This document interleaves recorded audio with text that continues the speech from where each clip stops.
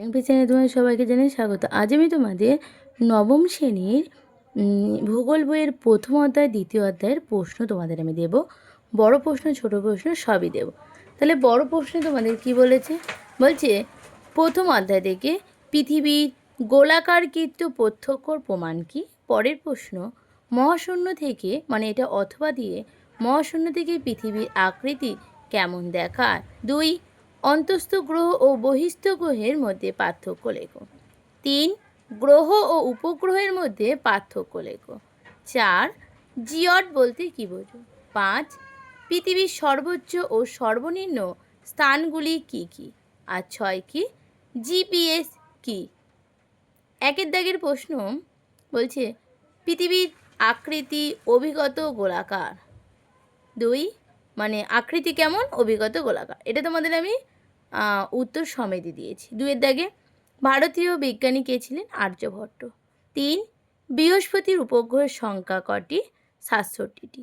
পৃথিবীর পরিধির প্রথম নির্ণয় করেন কে, এরাটোস্থেনিস। পরের প্রশ্ন, জিওড শব্দটি কি। পরের প্রশ্ন, সৌরজগতের বৃহত্তম গ্রহাণুর নাম কি। তারপরের প্রশ্ন, পৃথিবী থেকে চাঁদের দূরত্ব কর। এগুলো তোমাদের সব কিন্তু 1 নম্বরের প্রশ্ন। তারপরের প্রশ্ন কি বলেছে, বলছে জিপিএস ও জিপিএসে রিভার্স বলতে কি বোঝো। এটা অথবা দিয়ে দিতে পারে জিপিএসের ব্যবহার উল্লেখ করো। তারপরে সৌরজগতের একমাত্র পৃথিবী গ্রহের প্রাণের সঞ্চয় ঘটেছে কেন। তারপরের প্রশ্ন, পৃথিবীর গোলাকারের আকৃতি প্রমাণগুলি লেখো। তারপরে প্রশ্ন, বলয়যুক্ত গ্রহ কোনটি। পরে পৃথিবীর প্রথম মহাকাশচারীর নাম কি। তারপরের প্রশ্ন, ভারতে প্রথম মহাকাশচারীর নাম কি। কোন গ্রহকে লাল গ্রহ বলা হয়। পরের প্রশ্ন, পৃথিবীর প্রথম মহিলা মহাকাশচারীর নাম কি। তারপরে এনএএস এর পুরো কথাটি কি। তারপরে পৃথিবীর সর্বোচ্চ স্থানের নাম কি। পরের প্রশ্ন, আইএসআরওর পুরো নাম কি। 9 দাগে কোন বহিস্থ গ্রহের ব্যাস সর্বাধিক। পরের প্রশ্ন, কোন দুটি গ্রহের কোনো উপগ্রহ নেই। তারপরের প্রশ্ন, ভারতের প্রথম কৃত্রিম উপগ্রহের নাম কি। পরের প্রশ্ন, আমরা কোন ছায়াপথে বাস করি। তারপরে পৃথিবীর উষ্ণতম স্থান কোনটি। পরের প্রশ্ন, পৃথিবীর পরিধি প্রথম কে নির্ণয় করে। তারপরে পৃথিবীর নিকটতম গ্রহ কোনটি। এই প্রশ্নগুলো ছিল আমাদের প্রথম অধ্যায়। এবার আমরা চলে যাব দ্বিতীয় অধ্যায়ের প্রশ্ন। পৃথিবীর আবর্তন গতির ফলাফল আলোচনা করো। পরে ঋতুচক্রের পরিচয় দাও। এগুলো সবই কিন্তু তোমাদের বড় প্রশ্ন। কোরিওলিস বল কি। সূর্যের আপাতন দৈনিক গতি কাকে বলে। রবি মার্ক বা সূর্যের আপাতন বার্ষিক গতি বলতে কি বোঝো। অপসূর ও অনুসূর অবস্থান কাকে বলে। অধিবর্ষ বা লিপিয়ার সম্পর্কে যা জানো লেখো। এটা অথবা দিয়ে ঘুরিয়ে প্রশ্ন দিতে পারে প্রতি 4 বছর অন্তর ফেব্রুয়ারি মাসের সঙ্গে 1 দিন যোগ করার কারণ কি। পরের প্রশ্ন, আবর্তন গতি ও পরিক্রম গতির পার্থক্য লেখো। পরের প্রশ্ন, অপসূর অবস্থান ও অনুসূর অবস্থানের পার্থক্য লেখো।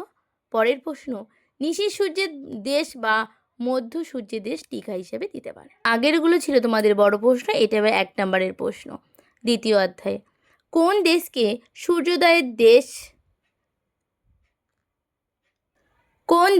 সূর্যোদয়ের দেশ বলা হয়। পরে 1 নক্ষত্র দিন কত সময় হয়। 3, নিরক্ষীয় রেখার পৃথিবীর আবর্তনের বেগ কত।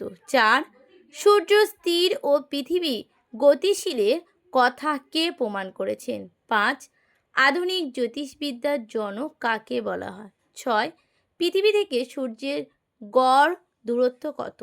পরের প্রশ্ন, পৃথিবীর কক্ষপথের পরিধি কত। পরের প্রশ্ন, অধিবর্ষের বছরটিতে মোট দিনে কত সংখ্যা। পরের প্রশ্ন, কোন তারিখে অপসূর হয়। পরের প্রশ্ন, বিষুবকতার অর্থ কী। তারপরে নিশি সূর্যের দেশ কাকে বলা হয়। কোন দিনটিতে মকর সংক্রান্তি বলা হয়।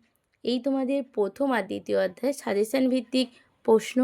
আর তোমাদের বারবার যেটা বলি, স্কুলে কিন্তু ক্লাস তোমরা যা যা প্রশ্ন দেবে সেগুলো কিন্তু তোমরা খুব ভালো করে যাবে। কারণ যেহেতু তোমাদের স্কুলে স্যার ম্যাডামরা প্রশ্ন করে, তাই ওই প্রশ্নগুলো আগে করবে, তারপরে এগুলো করবে। যদি তোমাদের ভিডিওটা ভালো লেগে থাকে একটা সাবস্ক্রাইব, লাইক আর বন্ধুদের মধ্যে অনেক অনেক শেয়ার করবে।